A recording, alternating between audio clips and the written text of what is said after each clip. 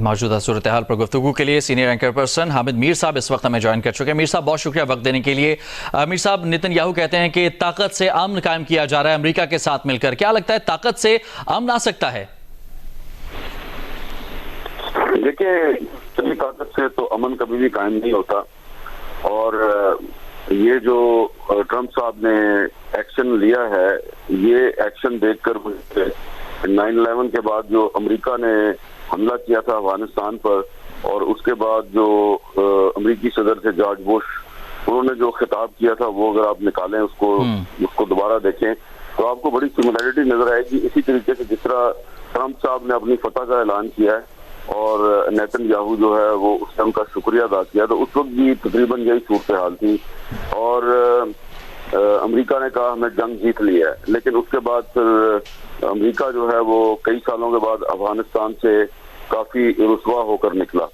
तो अगर आप हिस्ट्री देखें तो अमेरिका की जो फौजी ताकत है उसमें कोई शक नहीं कि उनके पास फौजी ताकत तो है, लेकिन इस फौजी ताकत के बावजूद ना वो वियतनाम की जंग जीत सके, उसके बाद उन्होंने अफगानिस्तान पे हमला किया, वहां पे भी वो नहीं जीत सके, फिर उन्होंने इराक पर हमला किया, वहां पे नहीं जीत सके।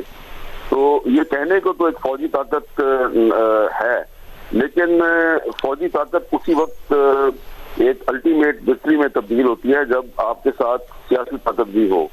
तो ट्रंप साहब के सूरत हाल ये है कि उनके पास तो अपनी जो उनकी कांग्रेस है उसके अरकान उनके इस हमले को सपोर्ट नहीं कर रहे, और बहुत से अरकान का ये कहना है कि ट्रंप का ये हमला जो है ये इलीगल है, क्योंकि अमेरिकी कॉन्स्टिट्यूशन के मुताबिक किसी भी गैर मुल्की हमले से पहले कांग्रेस की तायीद जरूरी है, जो कि ट्रंप साहब के पास नहीं थी। तो मेरी जो राय है वो ये है कि ट्रंप साहब ने ये हमला ईरान पर नहीं किया बल्कि अपने आप पे कर दिया है, और इसके असरात जो हैं वो अब आप देखेंगे कि ट्रंप साहब को न सिर्फ अमेरिका के अंदर बल्कि अमेरिका के बाहर भी उनको काफी मुश्किलात का सामना करना पड़ेगा। नो डाउट कि नेतन्याहू बहुत खुश है और उसने उनका शुक्रिया भी अदा कर दिया है, लेकिन ट्रंप साहब जो हैं उन्होंने इस हमले के बाद अपने बहुत से जो दोस्त हैं उनको खो दिया है, और ये हमला जो है ये अल्टीमेटली ना तो अमेरिका के मुफाद में होगा और ना ही ट्रंप के अपने मुफाद में है।